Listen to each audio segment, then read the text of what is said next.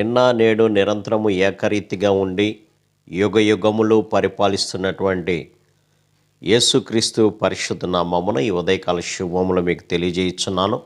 ఇది నా దేవుని యొక్క వాక్య ధ్యానము. నీ వాక్యమును బట్టి నా అడుగులు స్థిరపరచుము, ఏ పాపమును నన్ను ఏలనీయకము. 119వ కీర్తన 133వ వచనము.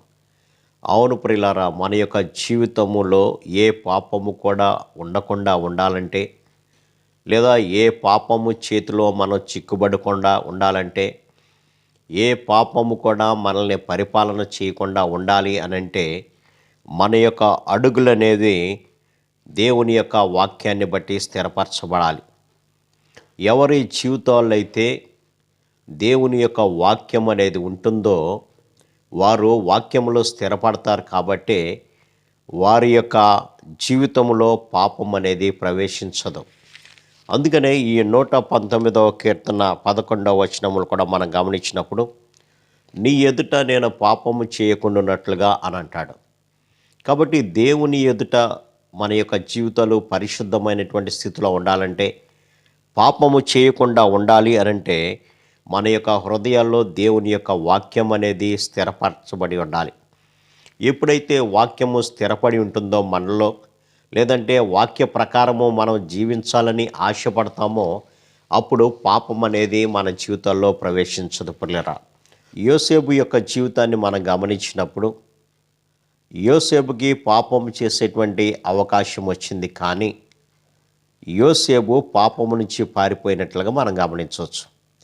కారణం ఏంటంటే, యోసేపు చిన్నతనం నుంచే దేవుని యందు భయభక్తులు కలిగినటువంటి వాడుగా, దేవుని యొక్క వాక్యములో తన యొక్క జీవితాన్ని కట్టుకున్నటువంటి వాడుగా, దేవుని యొక్క మార్గములో తన యొక్క అడుగులు కలిపినటువంటి వాడుగా మనం గమనించవచ్చు. అందుకే అతడు అంటున్నటువంటి మాట, ఇంత ఘోరమైనటువంటి దుష్కార్యము.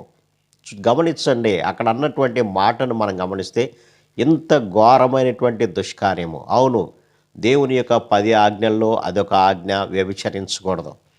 కాబట్టి దేవుడిచ్చినటువంటి ఆజ్ఞలను మీరి ఇంత ఘోరమైనటువంటి దుష్కార్యాన్ని నేను ఎట్లా చేస్తాను, కాబట్టి నేను చెయ్యను అని అక్కడి నుంచి పారిపోయినట్లుగా మనం గమనించవచ్చు పిల్లలు. తద్వారా తన యొక్క పరిశుద్ధమైనటువంటి జీవితాన్ని కాపాడుకున్నాడు. అందుకని ఇక్కడ భక్తుడు అంటున్నటువంటి మాట, నీ ఎదుట నేను పాపము చేయకుండానట్లుగా నా హృదయంలో నీ వాక్యాన్ని ఉంచుకున్నాను అని అంటాడు. కాబట్టి ఆనాటికి 10 ఆజ్ఞలు లేకపోయినప్పటికీ కూడా దేవుని యొక్క నడవడిక, దేవుని యొక్క మార్గము ఎలాంటిదో తెలిసినటువంటి వాడుగా, ధర్మశాస్త్రాన్ని నెరవేర్చేటువంటి వాడుగా యోసేపు మనకు కనపడుతున్నాడు. కాబట్టి ఘోరమైనటువంటి దుష్కార్యము, లేదంటే ఏ పాపము కూడా ఈ లోకములో మనల్ని ఏలకుండా ఉండాలి అంటే, దేవుని యొక్క వాక్యం చేత మన జీవితాల్లో కట్టుబాటు చేసుకోవాలి. ఈనాడు అనేక పాపాలు మన చుట్టూ కనపడుతున్నాయి.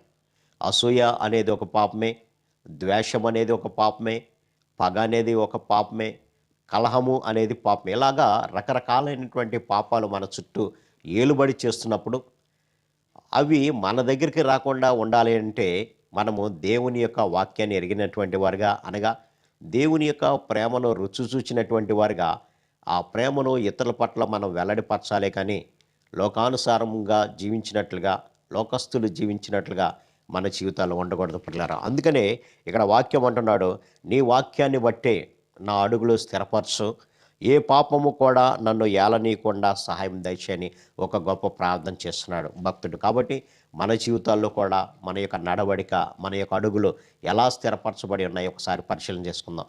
లోకానుసారమైనటువంటి అడుగులు గనక మనం స్థిరపరచుకున్నట్లయితే పాపం అనేది మనల్ని ఏలుబాటు చేస్తుంది. కానీ మన జీవితాలు పరిశుద్ధమైనటువంటి వాటిగా ఉండాలి అంటే, మన యొక్క మార్గాలు, మన యొక్క ప్రతి నడవడిక ప్రభువుకి మనం అప్పచెప్పుకోవాల్సినటువంటి అవసరం ఉంది.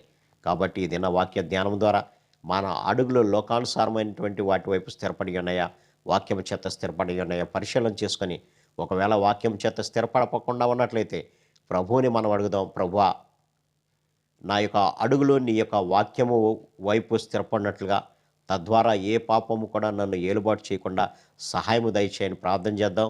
పరిశుద్ధమైనటువంటి జీవితం జీవిద్దాం. అట్టి కృపా పరిశుద్ధాత్మ దేవుడు మనందరికి దయచేయను గాక. ఆమేన్. ప్రార్థన. సర్వశక్తుడా, ప్రేమ గల మా తండ్రి, మీరు ఇచ్చినటువంటి కొద్ది మాటలను బట్టి మీకు వందనాలు తండ్రి.